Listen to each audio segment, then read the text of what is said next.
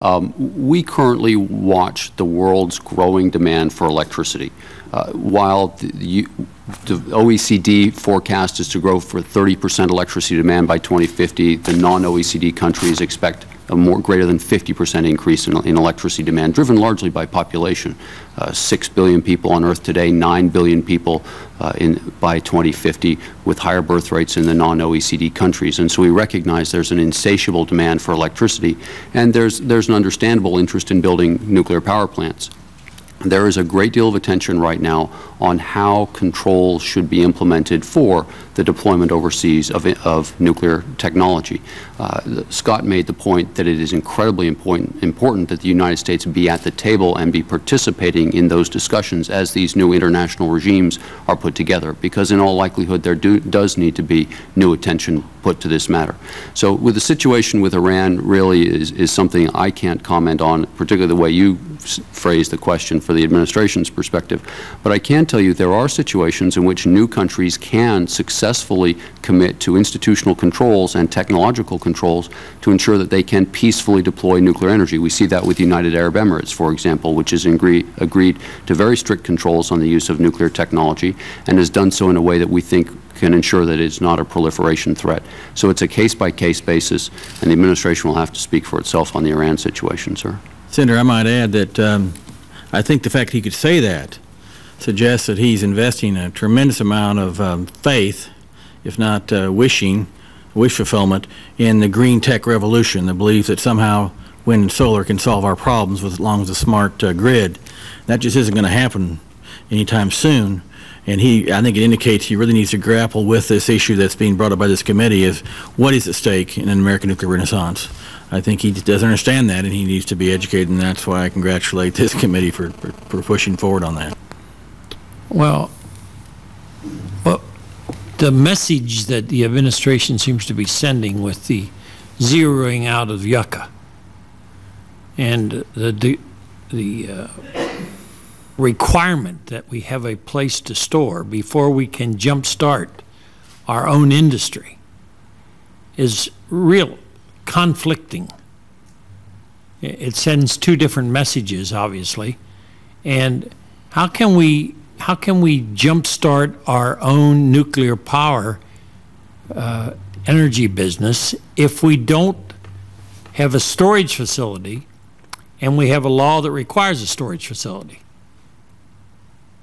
I mean, we can continue to do what we're doing, obviously, and that's on-site storage. I have a son that works for his company, Exelon, in Clinton, Illinois, and they are storing on-site. But they have to shut down every year to recycle and to start up again. They shut down for about 30 days every year. Now, with new technologies, this plant was built a while back. With new technologies, we don't or shouldn't have to have an 8-year waiting period before we license or permit a plant to be built, and it surely shouldn't take 10 years to put it online. So would you like to comment, Michael, about that? Sure, Senator. You know, irrespective, obviously, we are getting some mixed signals, and what I can excuse me if I ask if you'll pull the mic up close to you, we can hear you better. Thank you very much.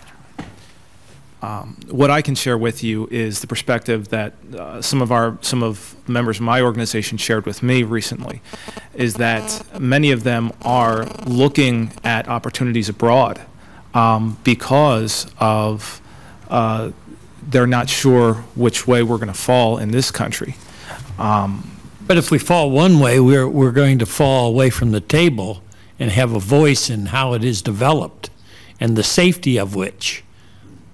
If we don't get in the business and produce the amount of nuclear power plants that to be competitive and clean up our air, then we're not going to be a player. And so what you're saying is that your company is looking for other areas to go to develop safe nuclear energy through different power plants. UA, United Airmen, UA E, Right. being one specific place. Just a point of clarification, not my company, not Exelon, which you're No, with, but- I don't mean you specifically, Right. but others. Yes. Your Westinghouses, your Arevas, they're looking to expand. They have designs which many countries are favorable of. I know they're pouring concrete in China for AP1000 right now. And this, as you said, this is homegrown technology. This is our technology. And from a jobs perspective, that knowledge could be lost. What I'm trying to get out of you is how do we get this message out to the American people and to our own colleagues in the Congress that if we don't do this, we're going to lose our seat at the table? Well, Senator, if I could address that, I think it starts today with the vision and leadership that you're providing. I think we need to do a much better job of communicating our message. I think we need to be marshaling the grassroots, as represented by Michael here, and we have to be more vigorous in our message and approach. Because clearly, what you have here right now should be the perfect storm for the revival of nuclear energy, with the talk about the clean energy economy, jobs, stimulus, clean energy, and we're being left at the altar.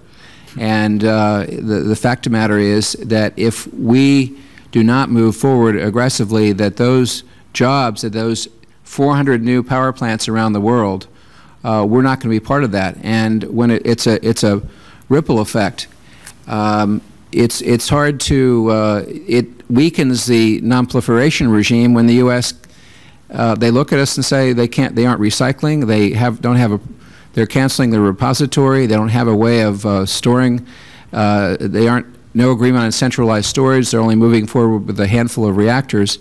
That means that when we want a seat at the table, our position is greatly weakened. Thank you very much. Senator Sessions. Thank you very much. Well, what we know is, Mr. Campbell, do we not, that the House global warming bill or global tax bill or whatever you want to call it does not have nuclear power in it. And the energy bill, as Senator McCain just said, that's moving out of our committee here in the Senate, doesn't have anything but a 2-year study. Wouldn't you say that would be troubling if that turned out to be the final policy of the United States as we discuss global climate change and our energy crisis? Well, not only troubling, but it just won't work. If we want to reduce CO2 emissions, we can't do that by building gas power plants to take up our baseline capacity needs. We need to have nuclear, and they need to face up to the music and realize this is the reality, what we're facing, and do something about it. But unfortunately, my colleagues, I talk to them in the halls and around the place, and many of my Democratic colleagues say they're for nuclear power.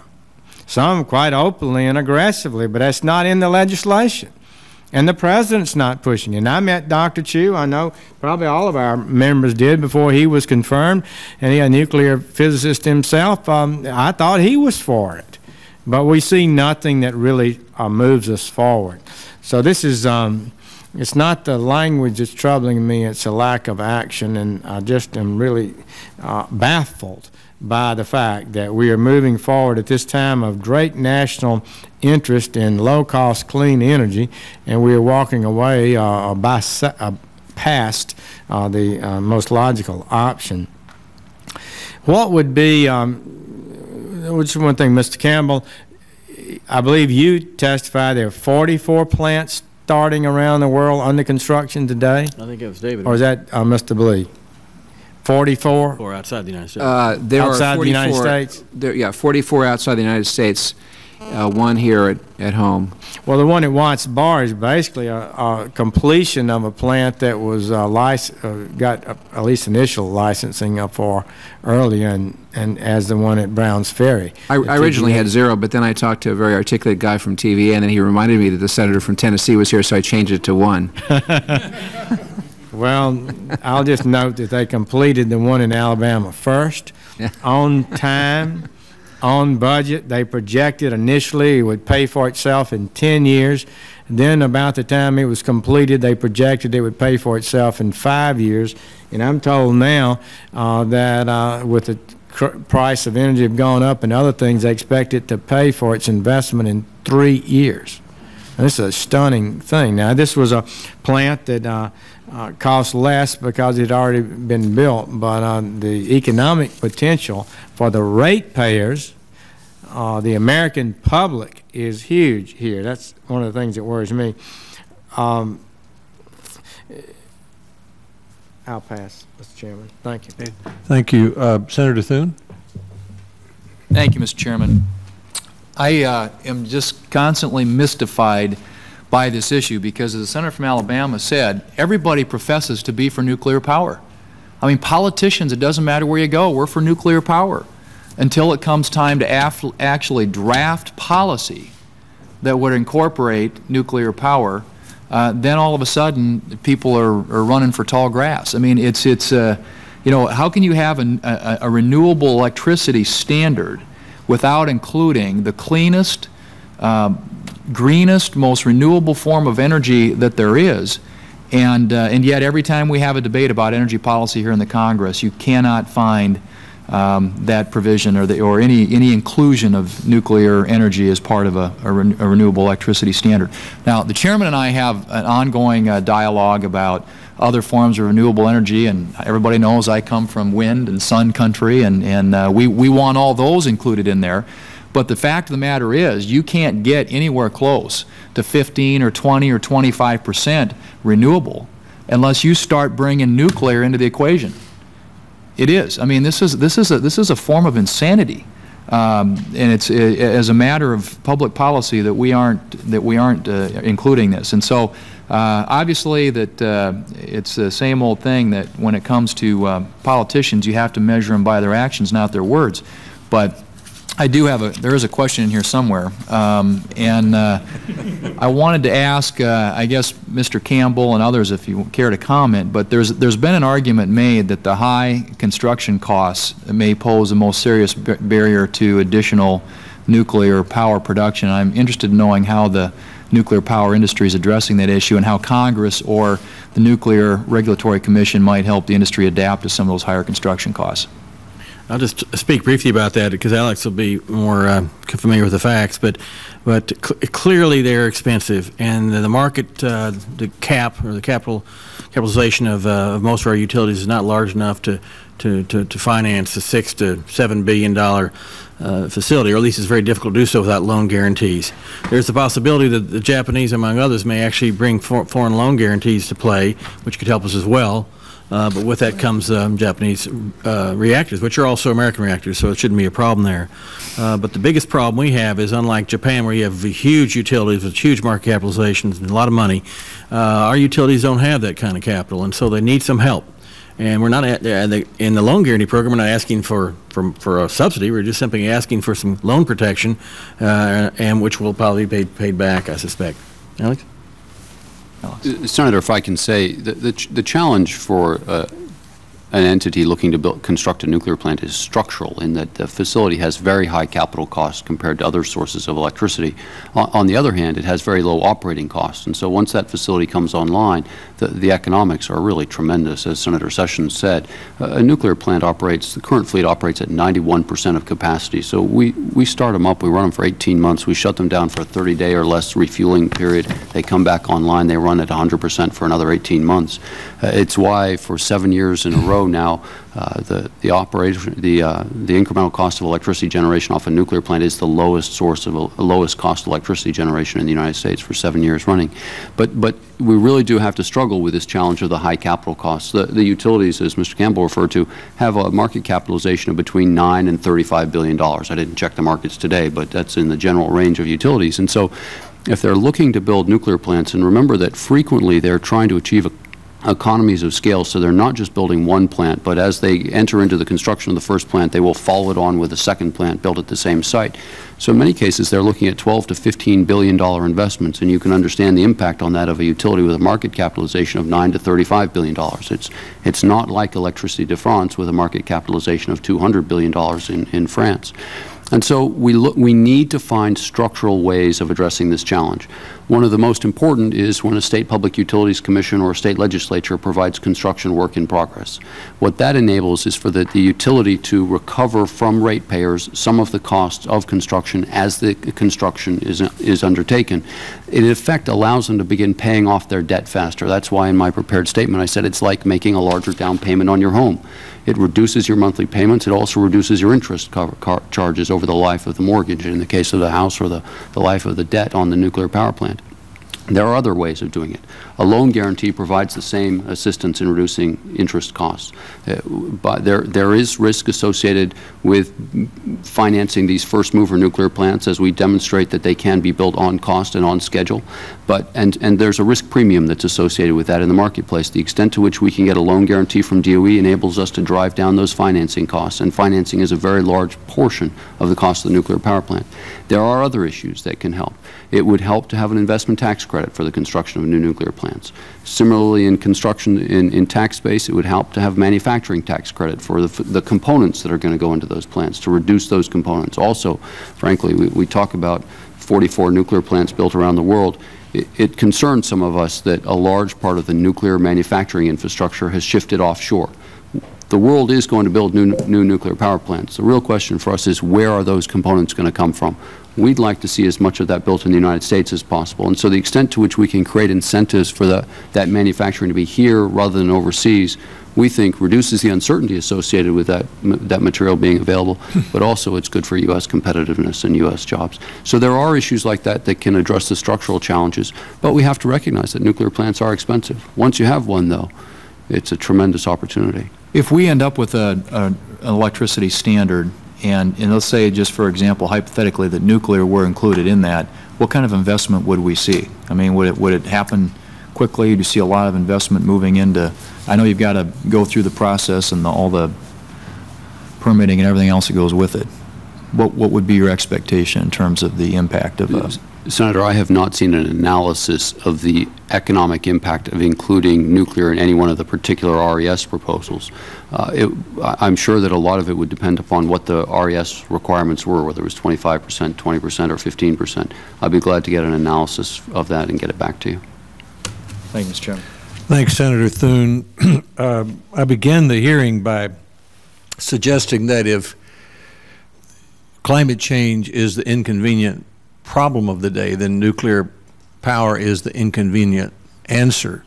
And Senator Thune's incredulity at how we could be even seriously thinking about dealing with climate change and clean air in America without including nuclear power at the forefront. As Senator McCain has said in the legislation he's offered, it's hard for any of us to understand. The figures we've heard today from the witnesses and from our own staff, I believe I'm right, was it 73 or 74% of the carbon-free, pollution-free electricity in the United States today comes from nuclear power. And I believe about 4% today comes from the sun, the wind, and the earth. And the remainder, which is 25% probably comes from hydroelectric power. So if we were sitting here looking ahead 20 years and saying climate change is an urgent issue, and there are varying degrees of opinion about that in the Republican caucus, but if we were saying that, it's hard to imagine how you couldn't, why the most urgent solution would not be for the President to say to the Department of Energy and to the Nuclear Regulatory Agency, Commission, give me a plan to produce 100 nuclear power plants in 20 years. If we were to do that, we'd still barely be above 40% of our electricity being produced by nuclear energy in this country. That's 60 from something else. We might be able to get hydroelectric up from 6 to 8%. That's getting toward 50. We have high hopes for renewable electricity, wind and solar and biomass and other forms that might get us up to 6, 8, 10 more.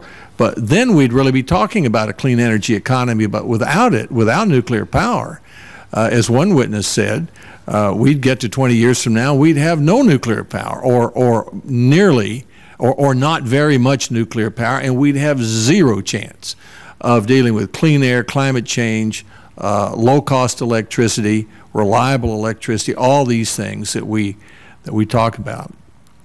I thank the senators for their participation. I need to be on the Senate floor at 3:30, which is about the time we agreed to end the discussion, but I'm going to ask Senator McCain if he won't continue with the hearing until it's time to stop and ask any further questions. And I want to personally thank the witnesses for their comments. Senator McCain. Mr. Campbell, have you seen the reprocessing facilities, either Japan or the French? Yes, I've seen both. And is there anything magic about it? Is there anything that we need to study new technology about? No, all that you had there was a political will to get it done, and it was done. It's done very effectively, and it's put them in a unique position compared to the United States, which is a real problem with. We need to move into recycling. We need to close the fuel cycle, and I was surprised that when Secretary Blee testified that he didn't have a Plan B, which involved reprocessing. And that he believed that we didn't have the technology. Well, I think we do have the technology, and there's also opportunities to improve the technology. Yes, sir. Yeah, I think, is that on? That's better. Sorry. I was equally impressed when I visited Japan, and they've done it right, and they're moving forward. The French, of course, have been doing this for some time. And they are developing even newer technology which reprocesses the reprocessed, as I understand. Maybe you could tell the committee a little bit about that. Well, one of the things that we have to remember is that we use a very small percentage of the energy contained in the uranium when we use conventional thermal reactors. And when you move to faster reactors, we go through reprocessing, you use up a much higher percentage, maybe 90, 95, 96% of the energy in the uranium. So there is a real future in small, fast reactors, and even larger ones. And so now the Chinese, the Japanese are all starting to look at this technology, and it's something that we need to move forward on. We've done a lot of work in our national laboratories, but we haven't really done anything in the private sector, and the government needs to encourage that process as much as possible. Mr. Blee, I'm sure you know that the only country that's making the Kyoto greenhouse gas emission goals is France. What effect do you think overall that we could have with significant investment, 100 plants in 20 years on the Kyoto goals, which we have never agreed to, but in comparison with other countries? Well, I think that would bring us in alignment with the Kyoto goals. I believe that my statistics, and I think the senators are the same, would be at 35 to 40% of our sources would be coming from clean nuclear energy, and it really could be the workhorse to get us where we need to be with the Kyoto Protocol or the goals embodied in that treaty.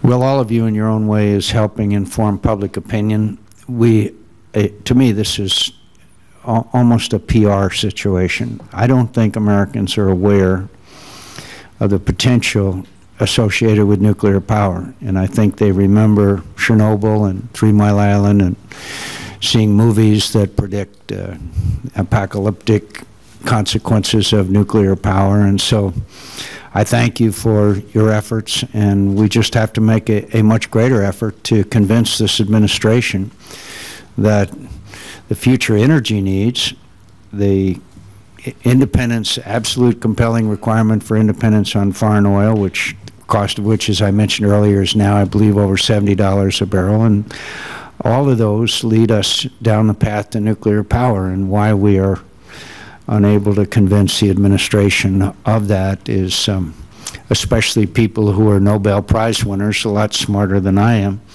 refuse to recognize the absolute criticality of it in meeting the future energy needs of this country. Senator Bunning? I want to thank the panel for their input. We on the Energy Committee are so frustrated to the point of not being able to include a nuclear power section into a bill that will be out onto the Senate floor very shortly. We can't get from where we're at to where we want to go without the inclusion of nuclear power and the emissions reductions that we're looking to get to. I mean, we've got a cap and trade bill that's going to cost the American taxpayers, according to MIT, about $1.8 trillion. And we have the ability to use a lot less dollars if we put our energies into nuclear power to get to the same place, only quicker. And so the frustration of us sitting on the Energy Committee, and John is one, and Jeff is another, and myself, we don't understand why candidates say one thing and once they become elected, they say another thing. And John, Senator Thune, expressed it probably better than I. It seems crazy to us not to include nuclear power in a bill that we are going to try to reduce emissions and create more electricity from renewables or whatever, but we can't get there unless we use nuclear. So I thank you for your input today.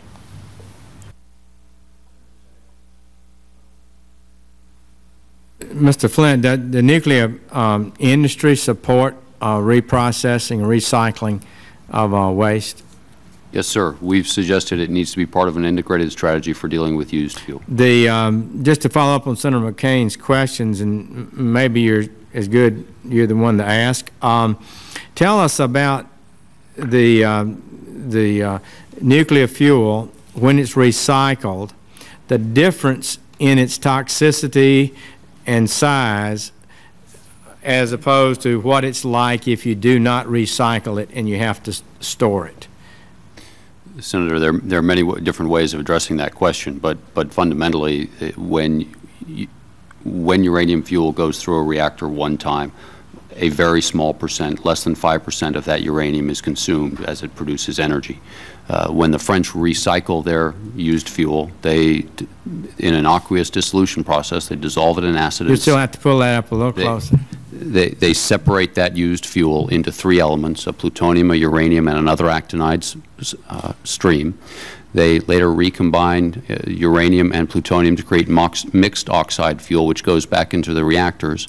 And they take the very small amount of the material, less than 4%, that comes off as true waste, and they vitrify it. It ends up in glass logs that they currently store in a building at La Hague. I've been in that building. I know a number of senators have been in that building. I think of it as about the size of 2 basketball courts, and it stores all the vitrified material from the French nuclear program. I've been shown a sample. Now, how much, compared in volume, how much waste is it if you don't reprocess it, recycle it, and how much smaller is it if you do what you've got to store? Senator, let me get you that math specifically, because there is material added as they vitrify those long-lived actinides, and there is waste produced in that process. So let me get you very exact tables on that, but let me give you an example also. I've been shown a sample of that vitrified material equivalent to a family's, the amount of waste that accumulates for a family during its lifetime, and it's about the size of the end of my thumb, if it gives you an idea of the per family, the waste that they will accumulate over their lifetime. Mr. Campbell, do you have any comment on that? You visited the French site. Do you know that Yes, I have. I do. I think the number is clearly you reduce the waste down to in the small percentages, in 5. And in the fact that the toxicity of it is far less, so it's less dangerous, and its lifespan is shorter. Lifespan is far, far shorter. In fact, if you move to reprocessing, then a place like Yucca Mountain could take on all the waste that you could probably conceivably produce, versus having to have future depositories like Yucca Mountain if we continue to grow and build a nuclear power plant. I think that's a lot of people may not realize that. With regard to the plutonium, I'm told that under the if you use one of the processes, at least, it's not the kind of plutonium you make weapons with. Is that right, Mr. Flint? Senator, the plutonium that comes out of used fuel is not exactly the same as the plutonium that is used in weapons. But most importantly, I think, and sometimes overlooked in this discussion, are the controls that are associated with that. So that facility is under IAEA safeguards. It is, simply put, it is not a proliferation threat. And so there needs to be two factors that are considered as we think about the proliferation threat from advanced fuel cycles. One is the inherent issues associated with the technology. At any point during the process, are materials separated? The second, though, and I think equally important, are the institutional controls that are associated with that material.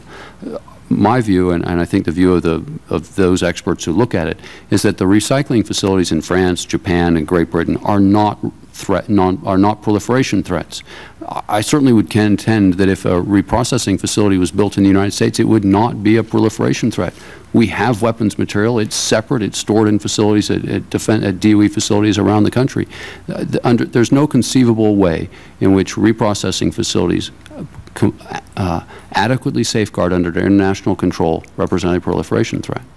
Thank you. Thank you, Senator McCain, and thank you for your leadership on this issue. I thank the witnesses. It's been very helpful. Thank you. This hearing is over.